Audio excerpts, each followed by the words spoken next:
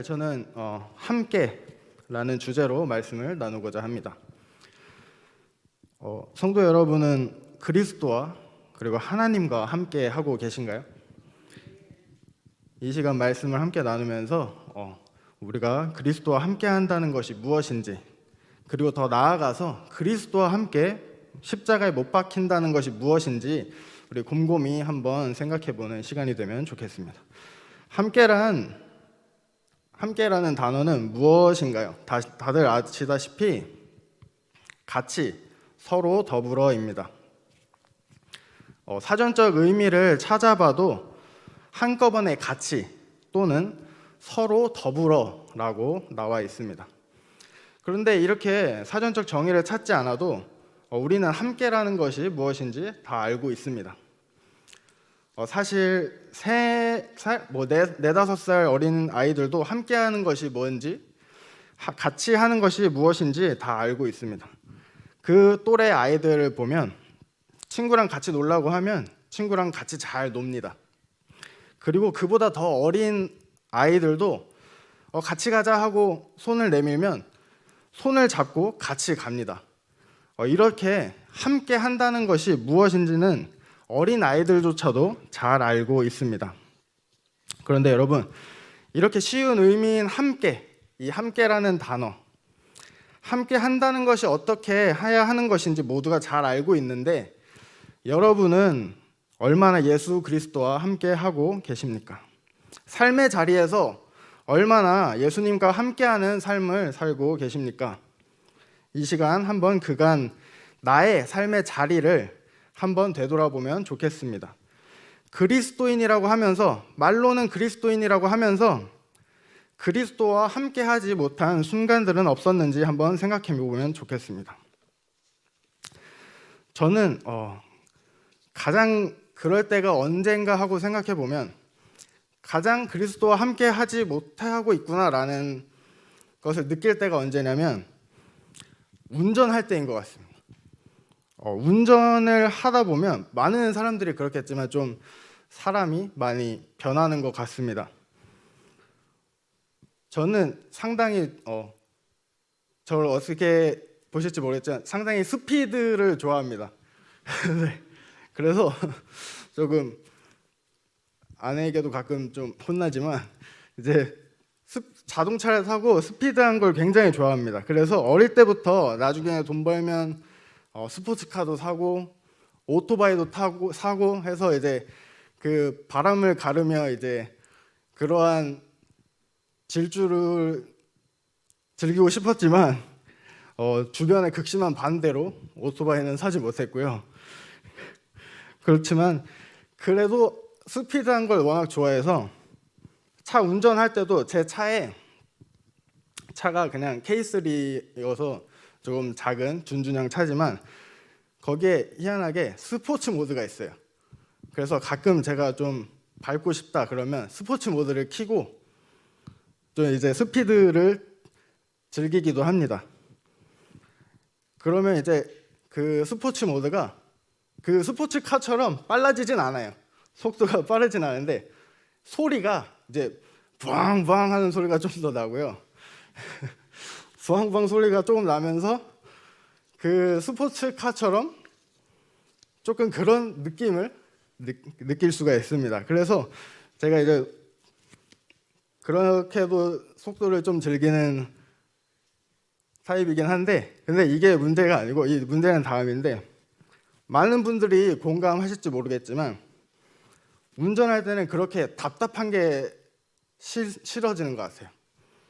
나는 빨리 가고 싶은데 앞에 차가 느리게 가고 그러면 답답하고 그 상황이 싫고 왜 이렇게 답답하게 이 사람이 운전하나 싶고 그러면서 이제 이 차를 옆으로 지나가면서 꼭 이렇게 저도 모르게 이렇게 한번 이렇게 왜 그런지 저도 모르겠는데 꼭 이렇게 누가 운전하나 한번 보게 돼요. 그렇다고 이제 창문 내리고 뭐 한마디 할 것도 아닌데 그냥 지나가면서 꼭 이렇게 사람이 조금 변하는 것 같아요, 운전할 때.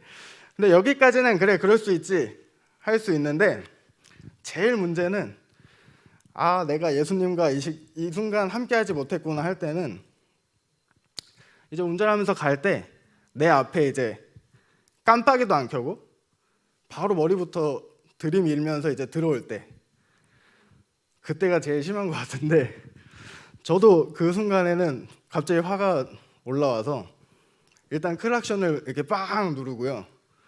그리고 이제 쌍라이트를 이제 막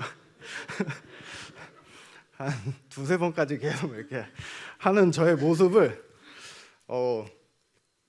그동안 좀 많이 그랬던 것 같습니다. 그래서 지금 이 시간 회개하고요. 그래서 이렇게 어찌나 그 순간 화가 나는지 저도 모르게 순간 화가 나는 것 같습니다. 여러분들 운전하시면서 이런 경험 없으신가요? 근데 지금 생각해 보면 내가 예수 그리스도와 함께 한다면, 그 순간 그리스도와 함께 한다고 생각을 하고 함께 했다면 그게 그렇게 화날 일이었을까? 그렇게 화낼 일이었을까? 라는 생각을 좀 하게 됩니다. 오늘 바울의 말처럼 내가 그리스도와 함께 못 박혔다면, 그런즉 이제는 내가 사는 것이 아니고 내 안에 그리스도께서 사는 것이었다면 제가 그럴 수 있었을까요?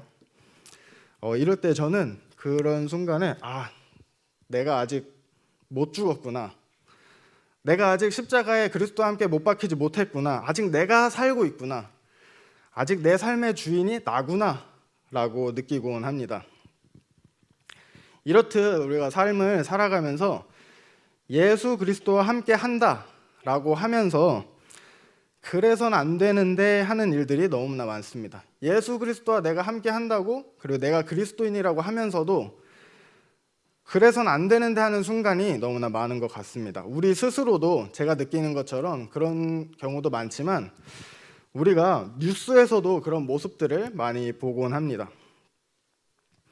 뉴스에서 그러한 뉴스들을, 이제 소식을 접하게 될 때 교회가 기독교인이라는 타이틀로 좋지 않은 그런 소식을 접할 때마다 너무나 마음이 아프고 안타깝습니다. 과연 그 뉴스에 등장하는 그 사람들이 그리스도와 함께 했다면, 그리스도인이라고 하면서 그리스도인과 함께 했다면 내가 주인이 아니라 진정으로 내 삶의 주인이 예수 그리스도였다면 그렇게 안 좋은 뉴스 소식으로 나왔을까요? 오늘날 기독교라는 이유만으로 개독교라고 욕을 먹는 이 시대에 왜 우리 기독교가 욕을 먹고 있는지 심각하게 우리가 함께 고민해 봐야 합니다. 저는 그래서 제가 신학교를 졸업할 때 같이 졸업하는 동료들에게 마지막 인사를 이렇게 건넸습니다. 우리 뉴스에서는 보지 맙시다. 우리 서로의 소식을 뉴스로는 접하지 맙시다. 이렇게 인사를 전했습니다. 그 이유가 뉴스에서 그런 좋지 못한 소식들을 너무나 많이 접했을 때여서 제가 그렇게 동료들에게, 그 학우들에게 인사를 건넸습니다. 그런 뉴스들로 인해서 우리가 기독교가 개독교라고 욕을 먹고 있습니다. 이것은 우리를, 교회를 욕먹이는 것만이 아니라 하나님을 욕되게 하고 예수님을 욕되게 하는 일입니다. 여러분 혹시 패드립이라는 말 아십니까? 우리 젊은 친구들은 패드립이라는 말 알겠지만 요즘 말이라고 하기엔 이것도 한 10년 정도 된 말이긴 하지만 패륜적 드립이라는 말의 줄임말로 부모님이나 조상과 같은 윗사람을 욕하거나 이렇게 개그 소재로 삼아 놀릴 때 쓰는 말입니다. 이렇게 우리 교회만을 욕하는 것이 아니고 예수님과 하나님을 욕먹이게 하는 것이 패드립과 마찬가지입니다. 우리의 아버지 되시는 하나님이 욕보인다는 것이 너무나 마음 아프고 가슴 아프고 화나지 않으십니까? 저는 그런 뉴스에서 이런 댓글도 봤습니다. 예수는 이렇게 가르쳤다면서 기독교인들은 왜 이래? 너무 가슴 뜨끔하고 찔리는 말 아닐까요? 교회를 다니지 않는 사람도 이렇게 알고 있습니다. 교회를 다니지 않는 사람도 이렇게 말을 합니다. 예수는 이렇게 살라고 가르쳤다면서 너네는 왜 그렇게 살아? 이렇게 반문하고 있습니다. 저는 이렇게 기독교를 욕하는 그 사람들을 욕하거나 잘못되었다고 생각하지 않습니다. 그들이 기독교를 욕하는 것, 그 어찌 보면은 지금 현 시대에 당연한 일일 수도 있습니다. 지금까지 우리 교회가, 기독교가 보여준 모습들이 있기 때문입니다. 오히려 그렇게 욕먹게끔 제공한 사람들, 기독교를 개독교라고 욕먹게 하고 교회를 욕먹게 하고 하나님을, 예수님을 욕먹게 한 사람들이 잘못한 이런 지금 현실의 상황이겠죠. 그런데 이 이야기를 좀 들으시면서 이렇게 생각하시지는 않으실까요? 그거는 그 사람들 잘못이지, 그 사람들이 잘못한 거지, 나는 잘못한 거 없는데? 나는 뉴스에 나오지 않았는데? 나랑은 상관없지 않나? 라고 혹시 생각하시거나 생각해 보신 적 없으신가요? 근데 저는 아니라고 답하고 싶습니다. 전혀 우리와 상관이 없지 않습니다. 혹시 여러분들은 삶의 자리에서, 주일이 아닌 평일에 이제 삶의 각자의 자리에서 얼마나 그리스도와 함께 하시고 얼마나 그리스도인으로서 살고 계십니까? 그리스도인으로서 하나님을 그리고 그리스도를 욕되게 하지 않는 삶을 살고 계신가요? 삶의 자리에서 저도 이런 고민들을 많이 듣습니다. 이럴 때 그리스도인이 어떻게 해야 되나요? 이럴 때 내가 이렇게 했더니 이제 교회를 다니지 않는 사람들이 이렇게 얘기합니다 라고 하는데, 삶의 자리에서 자신이 얼마나 그리스도인으로서 살아가고 있는지 생각해 보고 우리가 심각하게 고민해 봐야 할 것입니다. 제가 한 8, 9년 전 일인데 아직도 좀 머리에 박혀서 계속해서 생각나는 일이 있습니다.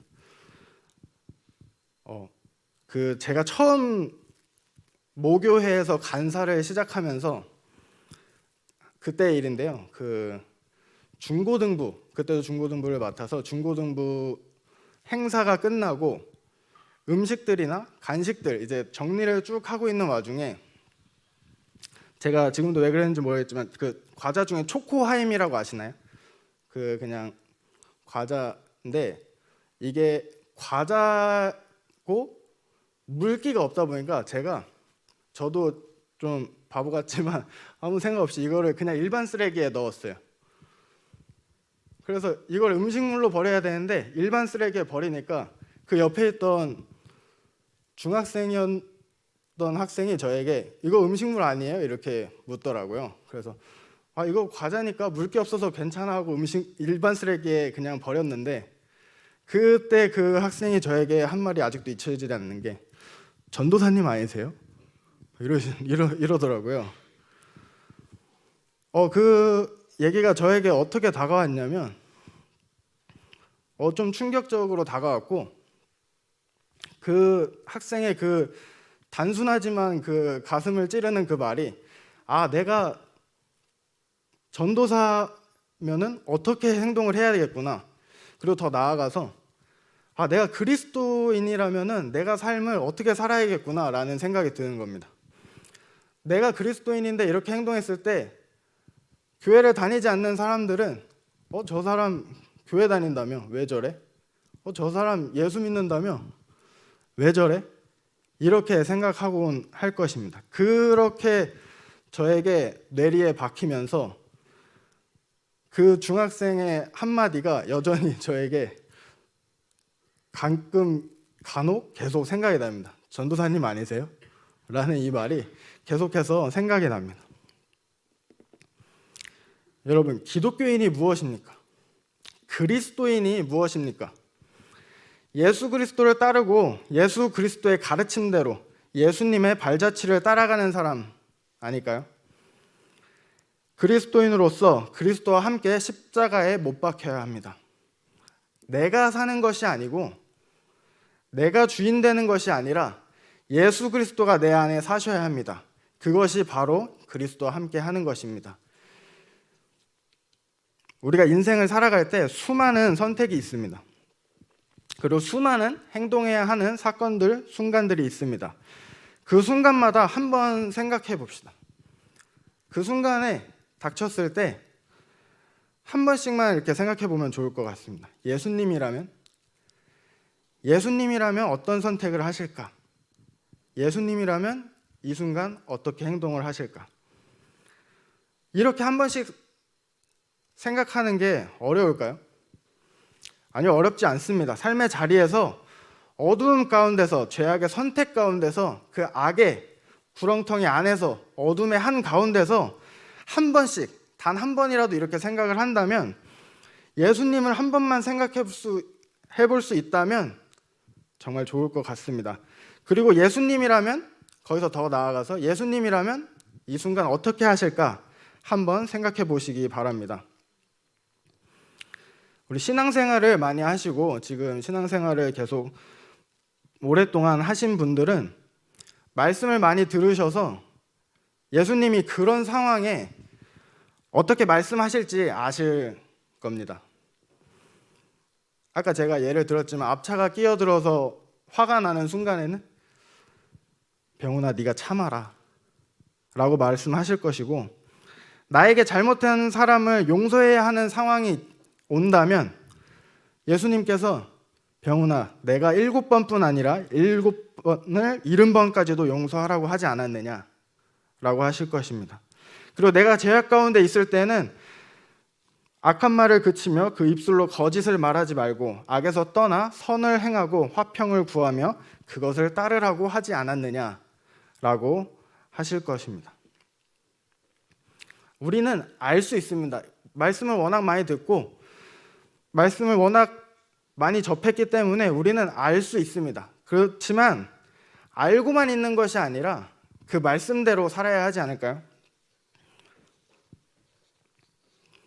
우리가 정말 말씀대로 살아갈 수 있기를 주님의 이름으로 소망합니다. 제가 설교를 시작할 때 함께라는 단어에 대해서 사전적 정의에 대해서도 살펴봤지만, 이 함께라는 단어를 네이버의 그 검색창에다가, 초록색 검색창에다가 검색해 보시면 지식백과 쪽에서 교회 용어 사전, 라이프 성경 사전으로도 찾아볼 수가 있습니다. 이 라이프 성경 사전이라는 건 실제로 출판된 책인데, 이 책이 어떤 책이냐면 개역개정 성경에 사용되는 단어들을 다 다루고 사용되지 않는 단어들을 정리하고 설명하는 성경 사전입니다. 이 성경 사전에 보면 함께라는 단어에 이렇게 설명하고 있습니다. 하나님과 인간의 관계를 보여주는 표현에서 하나님이 인간과 함께 한다는 것과 하나님이 함께 계심으로 인생이 바른 삶, 승리하는 삶을 산다는 것이라고 설명하고 있습니다. 마태복음 1장 23절은 이렇게 말합니다. 보라, 처녀가 잉태하여 아들을 낳을 것이요 그의 이름은 임마누엘이라 하리라 하셨으니 이를 번역한즉 하나님이 우리와 함께 계시다 함이라. 아멘. 하나님이 우리와 함께 계십니다. 하나님이 함께 계시면 인생이 바른 삶, 승리하는 삶을 산다고 합니다. 이렇게 하나님께서는 우리와 함께 계신다고 하는데 우리는 하나님과 함께 하고 있습니까? 이렇게 주일은 교회에 나와서 하나님과 함께 하죠. 예수님과 함께 합니다. 주일은 교회에 나와서 찬양하고 예배하고 기도하고 성령 충만합니다. 그런데 우리가 각자의 그 삶의 자리에서도 하나님과 함께 하고 계신가요? 주 예수와 동행하니 그 어디나 하늘나라 라고 찬양으로 고백하면서 예수님과 동행하고 계십니까? 예수님과 함께 같이 길을 가고 계신가요? 각자의 삶의 자리에서 삶을 살아가면서 예수님과 같이 가고 있다는 생각이 드십니까? 진정으로 그렇게 삶을 살아가시는 분들도 계실 테지만 제가 아까 고백했듯이 저처럼 그렇지 못한 분들도 많으실 것이라고 생각합니다. 이 시간 그런 거에 대해서 주님과 함께하지 못했던 나 자신을 회개하면서 다시금 주님 앞으로 나아가 주님과 함께하는 저와 여러분이 되기를 주님의 이름으로 소망합니다. 이 시간에 기독교의 위대한 성자 한 분을 짧게 소개하려고 합니다. 이탈리아의 아시시라는 곳, 그 아시시라는 곳에 13세기에 살았던 프란치스코라는 위대한 성자가 있습니다. 그는 지금까지도 여전히 많은 성직자들로부터 천주교와 개신교를 가리지 않고 많은 성직자들로부터 위대한 영성가로서 존경받는 인물입니다.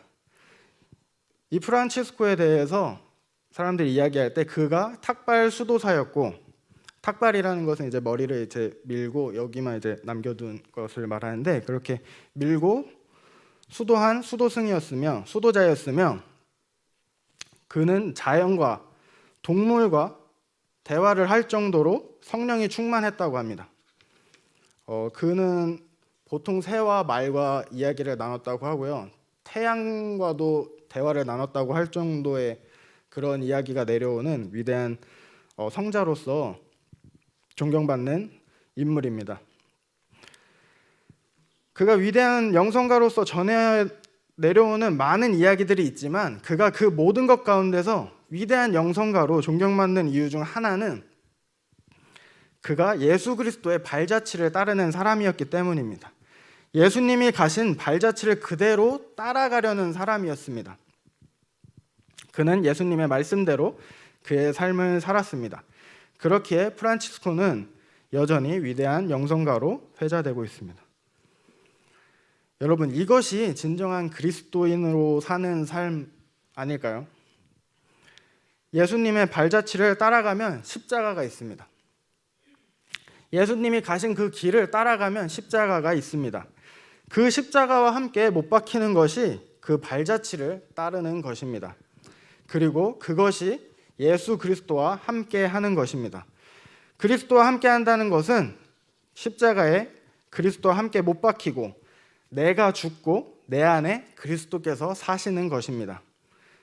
그리스도와 함께 한다는 것은 내가 죽는다는 것은 정말 단순하게 생각하면 정말 뭐 이런저런 사족을 다 빼고라도 단순하게 생각한다면 내 뜻대로 하지 않는 것입니다.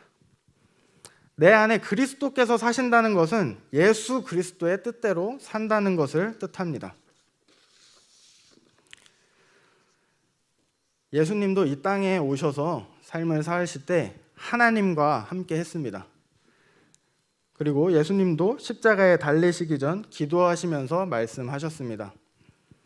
내 아버지여, 만일 할만하시거든 이 잔을 내게서 지나가게 하옵소서. 그러나 나의 원대로 마옵시고 아버지의 원대로 하옵소서. 예수님도 이 땅에 오셔서 이 땅에서 삶을 사실 때 하나님의 뜻을 구하고 하나님의 뜻대로 사셨습니다. 우리는 그리스도인 아닙니까? 예수 그리스도를 따르는 사람들 아닌가요? 우리가 주님을 따르는 진정한 그리스도인으로서 주와 함께 십자가에 못 박혀 나는 죽고 내 안에 그리스도께서 사시는 그리스도의 뜻대로 살아가는 진정한 그리스도인들이 되기를, 그리고 진정한 그리스도인들이 가득한 우리 과림교회가 되기를 주님의 이름으로 소망합니다.